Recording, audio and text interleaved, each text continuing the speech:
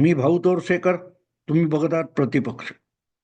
मित्रांनो, कधी कधी सामान्य माणसाला जे बघता येतं ते आमच्यासारख्या बुद्धी असलेल्या लोकांना बघता येत नाही, वस्तुस्थिती आहे.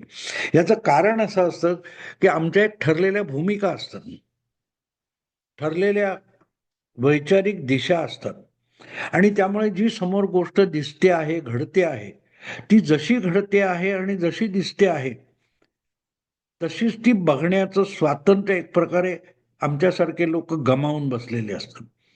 पण सामान्य माणूस जो असतो तो एखाद्या निरागस मुलासारखा असतो. मी नेहमी एक उदाहरण देतो की छोटी मुलं आपल्या घरात आपण बघतो, 1 वर्ष 1.5 वर्ष, त्यांना मुंगी असेल, झुरळ असेल, उंदीर असेल, त्याची भीती वाटत नाही, त्याची भीती वाटत नाही किंवा घाण वाटत नाही. आपल्याला त्याच्या डोक्यात भरवावं लागतं, हे घाण आहे, ह्याच्यापासून इजा होईल, हे चावेल, मुंगी चावेल किंवा काय असेल ते. म्हणजे त्याच्या डोक्यात ह्या गोष्टी आपण घालतो. तसंच वैचारिक पातळीवर किंवा बौद्धिक पातळीवर काम करणारी आमच्यासारखी माणसं असतात, ती हळूहळू अशा गोष्टींच्या आहारी जातात, आणि त्यामुळे मुलं ज्या निरागसतेने जगाकडे बघू शकतात, पारदर्शकतेने बघू शकतात, तसं आम्ही बघू शकत नाही. म्हणून त्यामुळे समोर जे घडतंय ते बघण्यापेक्षा आपल्या डोक्यातलं आहे हे त्याच्यात मिसळून आम्ही बघतो, आणि त्यामुळे मग फरक पडत असतो. त्यामुळे फरक पडतो. आणि तिथे एक गोष्ट बघावी लागते की बाबा खरोखर घडतंय काय, खरोखर घडतंय काय. हे मी एवढ्यासाठी म्हणतोय की आपण बघतो की आत्ता अलीकडेच G7चा जो कॅनडामध्ये एक संमेलन झालं, त्यामध्ये मोदी जाणार का नाही जाणार का, अमुक तमुक. आणि त्याचं कारण असं होतं की G20च्या निमित्ताने कॅनडाचे तत्कालीन पंतप्रधान जस्टिन ट्रुडो भारतात आले असताना त्यांनी जी काही वक्तव्य केली त्यामुळे भारतावर आरोप केला गेला होता. त्यामुळे भारत संतापलेला होता, नरेंद्र मोदी पंतप्रधान संतापलेले होते, आणि त्यांनी ट्रुडोला धडा शिकवायचा निर्णय घेतला होता. आणि त्यातून एक प्रकारे कॅनडा आणि भारत यांच्यातले संबंध विकोपाला गेलेले होते. कारण तिथे जो खलिस्तानी चळवळीचं नेतृत्व करणारा किंवा पुढाकार घेणारा असा जो ग्रुप होता, त्याच्याशी हातमिळवणी करून तिथल्या शिखांची मतं पाहिजेत म्हणून जस्टिन ट्रुडो भारताशी वैर पत्करायला तयार झाले होते.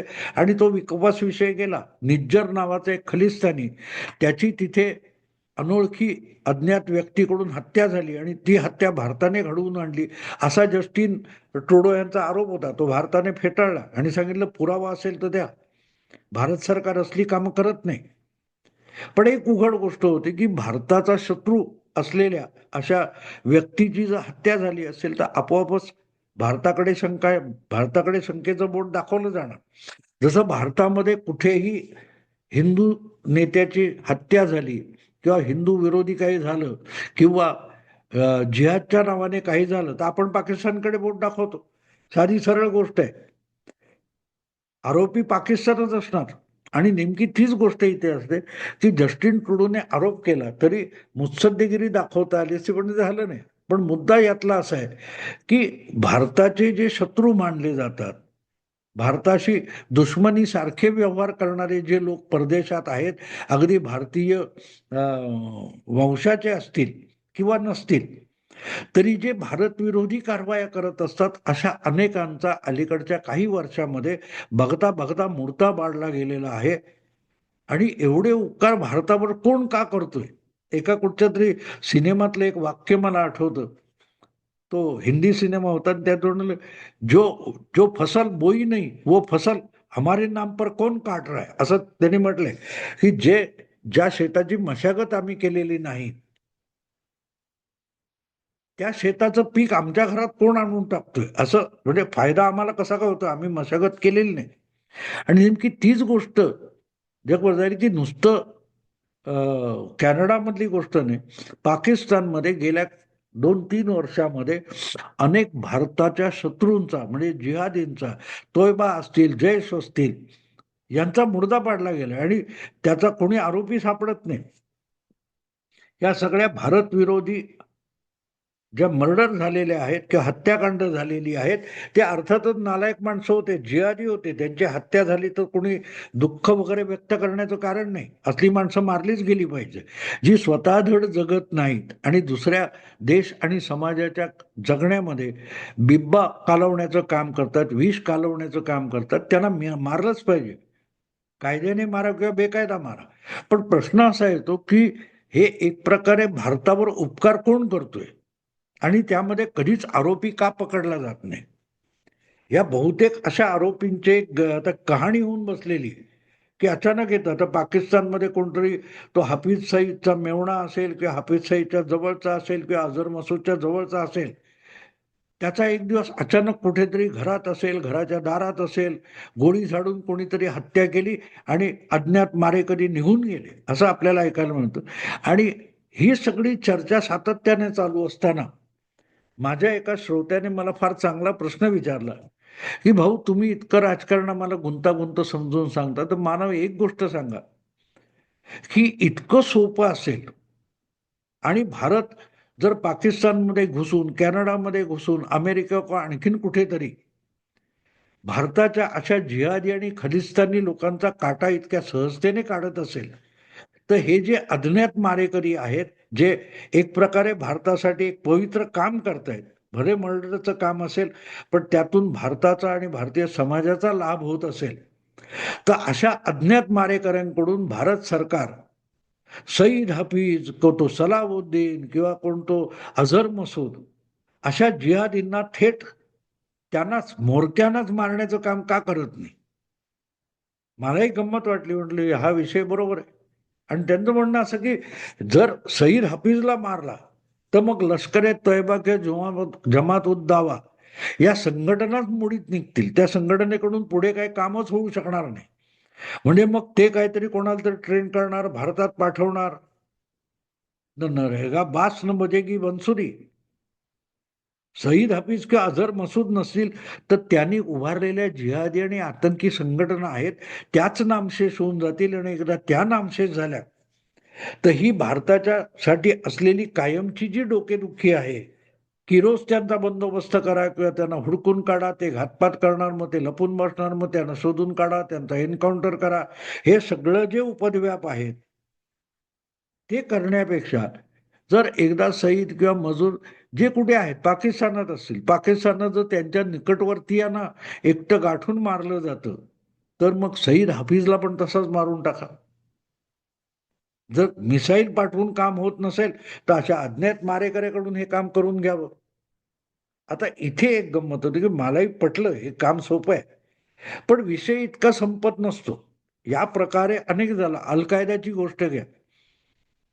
ओसामा बिन लादेनला पाळत ठेवून, शोधून काढून, अगदी अमेरिकन कमांडो, काय मरीन काय ते ते अबोटाबाद पाकिस्तानमध्ये 2 हेलिकॉप्टरने आले, त्याच्या जवळच्यांना मारून त्याला जिवंत नव्हे त्याचा मुर्दा पाडून त्याला उचलून घेऊन गेले.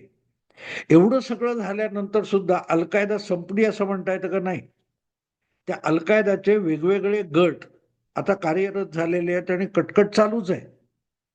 हा, पण एक आहे की ओसामा बिन लादेनमुळे जितकं ताकदवान अशी अल कायदा ही संघटना होती, ती आता तितकी ताकदवान राहिलेली नाही. जितकी क्रियाशील आणि कार्यतत्पर अशी संघटना होती, सातत्याने नित्यनेमाने वेगवेगळे गट निर्माण करून त्यांच्याकडून घातपात घडवून आणण्याचं काम हे ओसामा बिन लादेन आणि त्याचे निकटचे लोक करत होते, ती परिस्थिती आज राहिलेली नाही, ही वस्तुस्थिती आहे. पण म्हणून ते संपलंय का? नाही संपलेलं. अगदी आपण याच दृष्टीने बघितलं तर तो लेबेनॉन मधला हिजबुल्ला असेल किंवा पॅलेस्टाईन मधला हमासचा गट असेल गाझापट्टीतला, यांना इतकं चिरडून काढलेलं आहे इस्रायलच्या सैन्याने, तरी ते संपूर्ण संपले असं होत नाही. त्यांची वळवळ चालू राहते. त्यांची वळवळ चालू राहते. हा एक भाग झाला. पण दुसरीकडे आणखीन एक बाजू असते की जागतिक किंवा आंतरराष्ट्रीय राजकारणामध्ये यासारख्या लोकांचा वेगवेगळ्या हेतूने वापर करणारे प्रस्थापित देश आणि सरकार आहेत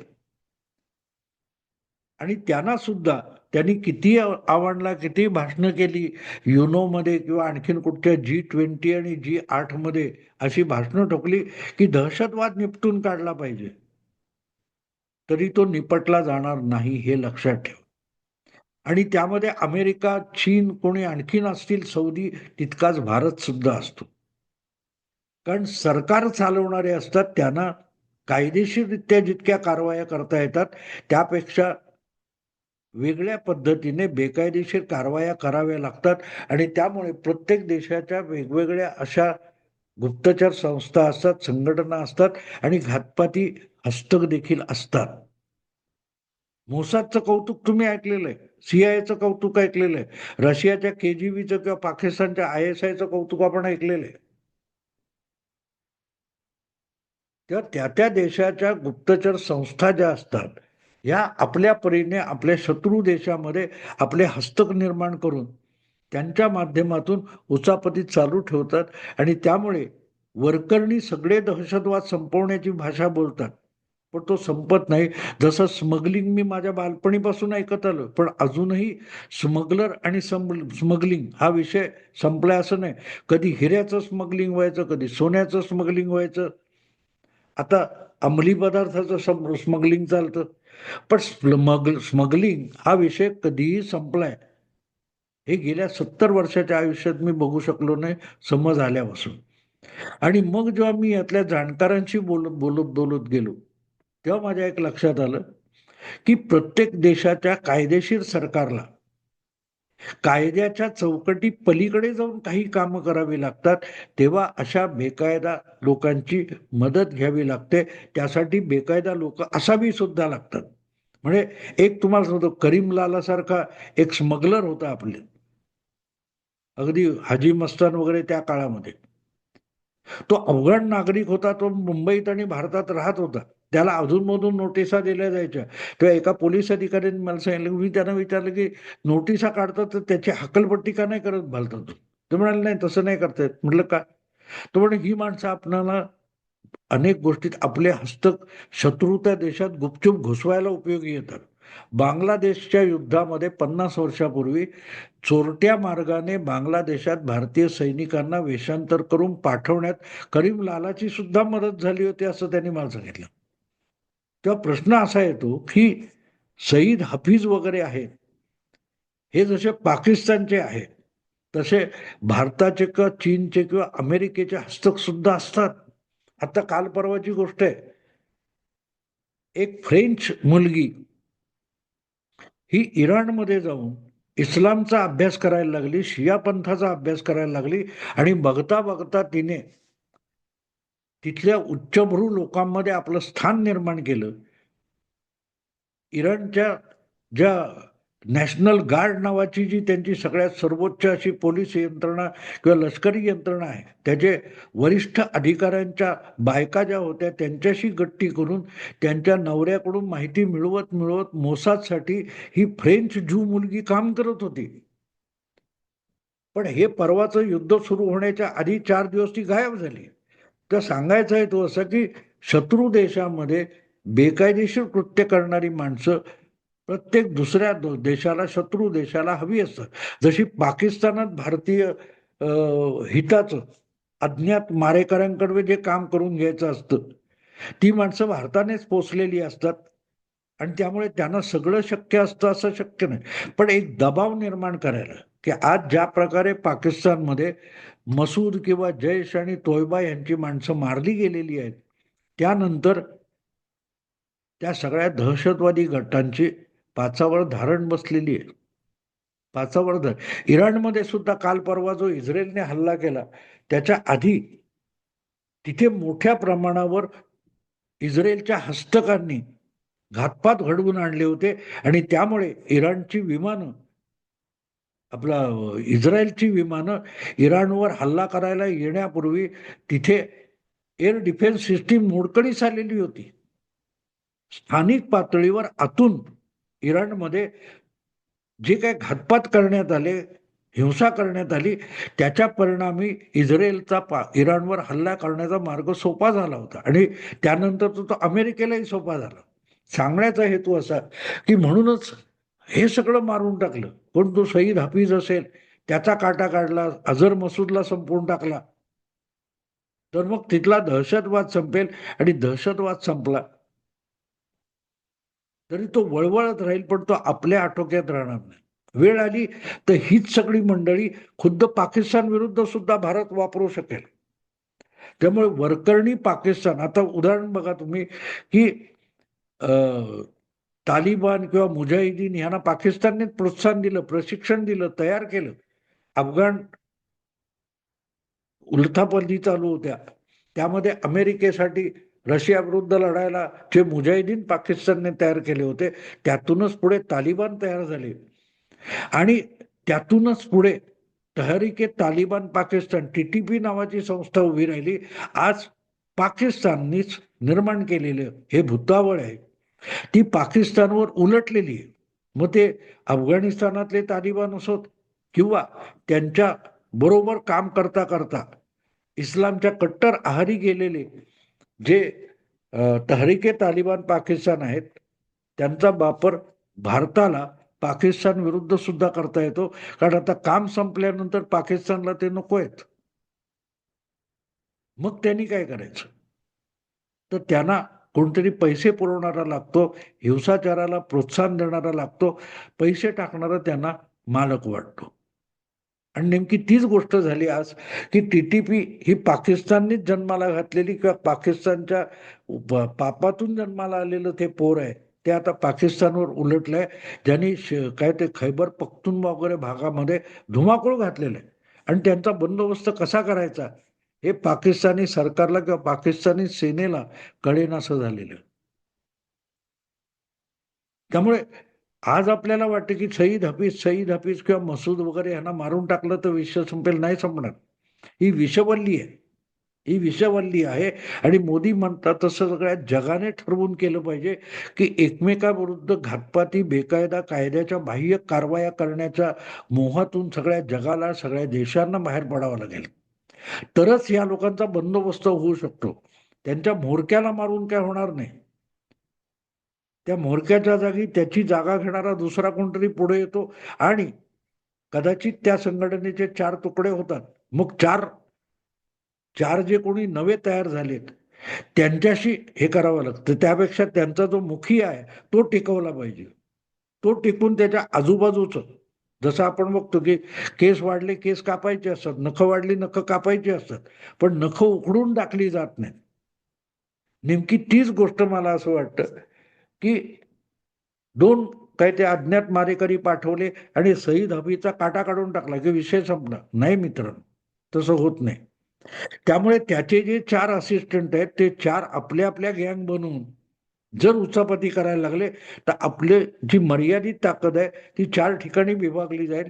त्यापेक्षा मुख्य जागा ठेवायची, मुखिया ठेवायचा, पण बाकीचे त्याची छाटणी करत राहायची. आणि म्हणून मला असं वाटतं की जे अज्ञात मारेकरी म्हणून काम चालू आहे त्यातून अशा त्यांच्या इतरांचा काटा काढला जातो, त्यांना बाजूला केलं जातं, त्यांची ताकद कमी करत जायचं, हा त्यावरचा उत्तम मार्ग असतो. आणि नेमकं तेच चाललेलं आहे. त्यामुळे आपलं आता हात बघण्याचा दृष्टिकोन आहे. आपल्याला वाटतं की ते केलं की संपेल. नो, तसं नाही संपत. तसं नाही संपत. लॉकडाऊन कोरोनाचा लावल्यानंतर किती दिवस गेले, 2-2.5 वर्ष निघून गेली मित्रांनो. हळूहळू करत पूर्णपणे ते संपले की नाही याची खातरजमा करून घ्यावी लागली. तोपर्यंत तुमच्या हातात ते काय ते लस टोचून घेतल्याचा पुरावा नसेल तर तुम्हाला इकडून तिकडे जाता येत नव्हतं. 2-2.5 वर्ष गेली. तेव्हा ह्या सगळ्या गोष्टी निपटून काढणं शक्य नाही, पण त्या नियंत्रणाखाली ठेवणं आवश्यक असतं. आणि त्या नियंत्रणाखाली ठेवण्याने सुद्धा खूप काही साधलं जातं. आणि तो जो प्रश्न ज्याने मला विचारला त्याचं हे उत्तर आहे. हे म्हटलं तर शहीद हफीजला मारता येईल ना. त्या दिवशी तुम्ही बघितलं असेल तर हे सगळे क्षेपणास्त्राने आतंकी ह्याच्यावर हल्ले केल्यानंतर आपल्या कुटुंबातली 14 माणसं मारली गेली, तेव्हा वैतागून, निराश होऊन, हताश होऊन अझर मसूद म्हणाला ना, अल्ला मला तरी कशाला जीवन ठेवलं, मी पण मेलो तर बरं झालं असतं.